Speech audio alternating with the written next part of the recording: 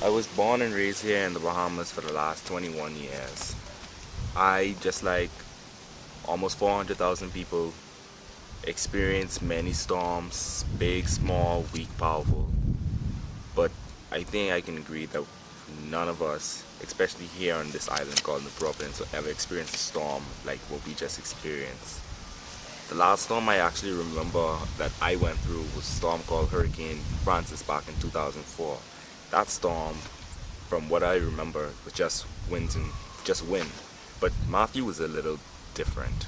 Matthew came with an ambition. This is a storm I know the Bahamas or any Caribbean country, Jamaica, Haiti, Cuba, the east coast of the United States, this is a storm that no one will ever forget. And there are always stories about how they never experienced this, and there's a whole lot of stories, but let me give my take on it. Knowing that Hurricane Matthew was coming barreling through the Bahamas, I immediately jumped into my hurricane hunter mode and I started researching, I started getting up to date, started doing whatever I can just to get the latest information. And not just me, but I always updated what was happening to my friends on Facebook, WhatsApp, anything I could do to help spread the information because we know the storm was coming, but we didn't know where the storm was coming. I started, and when I started on October 4th.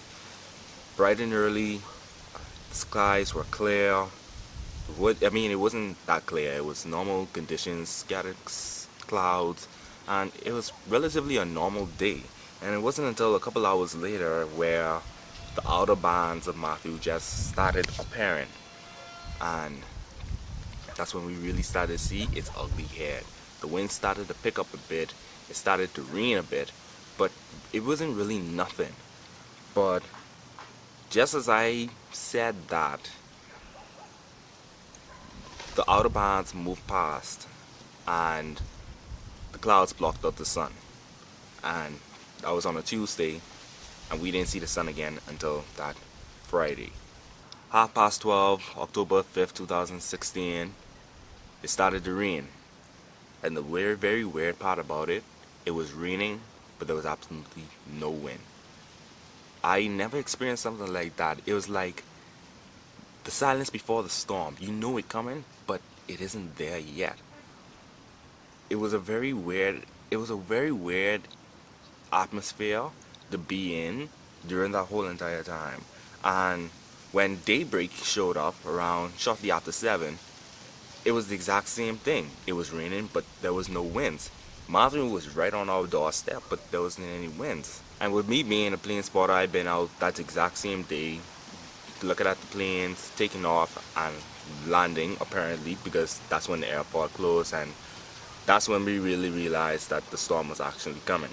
And it wasn't until later that night when the winds started to pick up.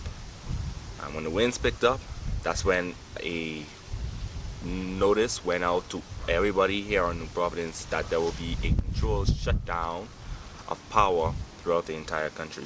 Now, this was nothing new to any Bahamian because we know when it comes to hurricanes, power goes off. It's typical and we're used to it, especially here on this island because power goes out randomly. But it was very weird because the control shutdown was supposed to happen at 11 o'clock. That's when Bahamas Power and or BPL said that when the winds reach 40 miles per hour, they'll do the control shutdown. But it didn't happen because power went off 9:45. And that's when I said, power is off. It's starting. Also, we thought there was a malfunction or an explosion or something that happened at one of the plants here on the island that knocked out power to basically half the island. And fortunate enough for me, my power came on a couple hours later, but for the others, power didn't come on until, well, some power isn't on even up to the date. And now it's bright and early, October 6, 2016. I broke up bright and early 4:30, went outside, checked the radar, looked at the news, make sure all my devices was charged because we know we were gonna get hit by Matthew. In fact, we were getting hit by Matthew because it was at this exact same time when the wind started picking up a bit, the rain started picking up, and basically there was no more preparation. It just was coming. And it only took a few more hours for my power and everybody else's power to finally go off the grid, and we're going to be in darkness until the storm passed. This was 6:01 in the morning, and I was outside for almost an hour. And this clip right here was the last thing recorded right before the brunt of the storm hit. Because as soon as I hit the end record button, all hell broke loose.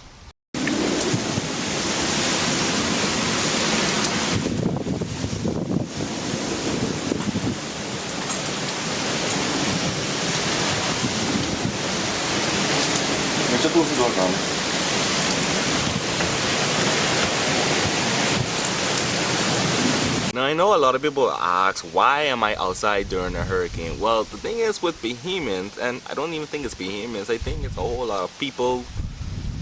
I can't even answer it for real, because we have a tendency of going outside during a hurricane, not in the road or such and such. We just be outside our porch and just looking, and we just want to see how the storm is. But then, like I said, this was a storm that we never experienced.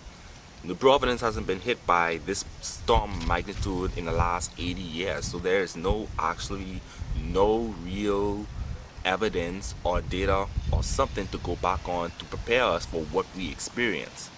And as soon as 8 o'clock came, we were in the eye wall of Hurricane Matthew, which was then a Cat 3 storm, but it only took a couple more hours for that thing to turn into a Cat 4. And this is what happened.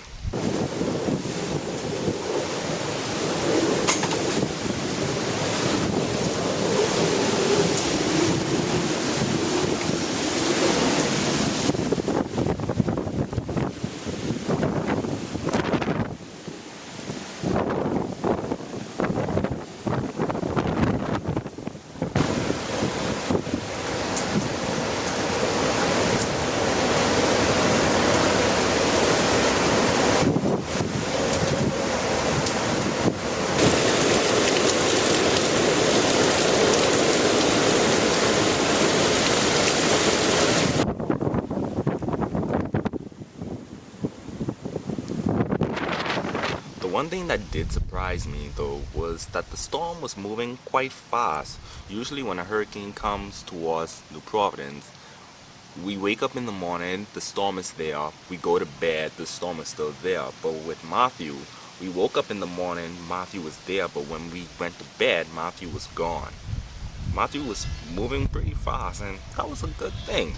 Especially how exactly 5 o'clock, when every single person from my neighborhood came out their house, hopped in their cars, and started driving off to see the damages that happened across the island. I don't know, it's something that everybody does, not everybody, but a whole lot of people does, and you just want to see what did the storm do, and not just to your house, not just to your neighbor's house, but what happened to your island, your city, your area. What did the storm do? And from that moment when me and my daddy went out driving, that same day, we saw only part of what damage the storm did. And I was actually quite surprised that the storm actually tear this island apart.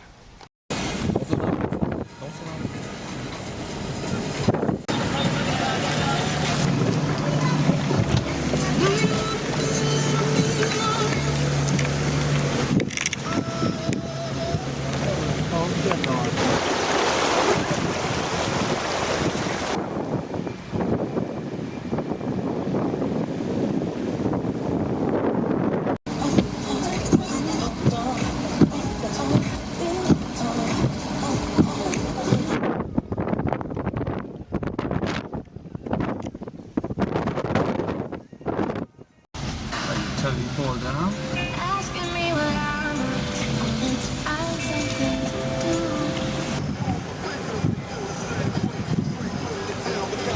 do. New Providence, which houses the nation's capital, Nassau, is one of those areas in which majority of the population lives there, and the rest of the area of the country is sparsely populated. The population of less than 400,000 people 2/3 of that population lives here on this 21 by 7 mile island.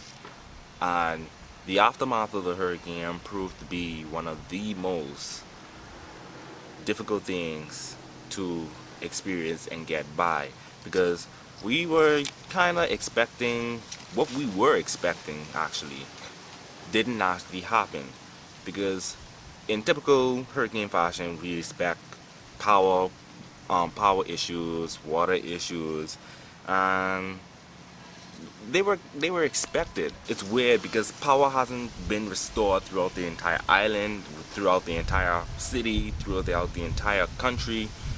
It's very weird, and I understand that it takes time and effort clearing debris, trying to fix lines, trying to find the necessary supplies to get things. But when you think that something was being prepared and ready, it doesn't always turn out the way you expect it. On a typical hurricane aftermath, there's always the anxious wait of when power coming on, when the water's coming on, and such. But the attitude behemoths took on after this hurricane, especially here in Providence, I have to keep on saying that, is that rumors really carried on very badly. What I mean is there was a rumor that there was the dock out west of the island was damaged extensively, which was true, and that the ships that bring in the gas and the fuel could not dock, so that there was a gas shortage. And that sparked a frenzy which caused all the gas stations, the ones that were in operation, because there were some that were damaged, to be packed full with people trying to get gas. There were people who were stuck in their cars lined off gas stations for miles, blocked roads. It was a mess. And not even that, because power wasn't restored to the island immediately. In fact, I'm recording this on October 18th, 2016. It's been 11 days since the storm last hit us, and areas of this island is still not back up and running. My power came on October 11th. But even when power isn't on, there's still the issue with cell, cable, internet, phone. My stuff came on October 17th, which is why I'm recording this right now to get this out as soon as possible, because there may be an issue that hasn't been resolved and may cut me off. Power is an issue. Getting gas is an issue, or at least was an issue. And because there's no power, there has been a frenzy of getting ice to cool products and such. It was a mess. We never experienced a hurricane like this, and I know the saying live and learn, right? But you think for a country that is in the hurricane belt, we get exposed to hurricanes on not on a yearly basis, but you would think that we should know how to better prepare ourselves when it comes to hurricanes. And for the most part, and I have to say this very carefully, we do know how to prepare for hurricanes, and we do know how to deal with hurricanes, because for the most part, there were no direct deaths in relation to Hurricane Matthew. There were deaths, but they were not directly from Matthew. But recovery, response, trying to get stuff done, this is a hurricane I can never forget. And I'm not saying that this is going to be the last hurricane I ever experienced, because I know that's a lie. There will always be hurricanes that come and hit my country, that hit my island, that hit my city, that hit me. But this hurricane really, if this hurricane is a lesson to all behemoths. Last year we got hit by a hurricane called Hurricane Joaquin. That destroyed half of the country, the southern half of the country. Now this year we got hit by Hurricane Matthew, which went through the entire archipelago, but still destroyed the other half of the country, the northern half, the islands of New Providence, North Andros, Berry Islands, Bimini, and Grand Bahamas. These islands ravished by Hurricane Matthew, destroyed. And the sad part about it is, the same storm that hit us is the same storm that hit the entire country of Haiti, the eastern tip of Cuba, parts of Jamaica. These countries were hit. They got coverage saying what happened, this and that, and because of our location, we know that we was getting hit, but nobody knows what exactly happened after the hurricane passed through the Bahamas. So mostly because of our location, we're right next to the United States, and the United States, the east coast of the United States, got hit by the same exact storm. Luckily for us, the storm did not make a 180 back to us, but we still have to deal with the recovery actions on our own. It will take time to recover from the hurricane, but we all get by together. This is a lesson learned from everybody here, not just in this country, but everybody who was affected by this hurricane. This was the most powerful hurricane of 2016. This was the most powerful hurricane to ever be developed in the Atlantic Basin since 2007. Together we will rebuild. We will rebuild. And hopefully we'll see a brighter and better Bahamas.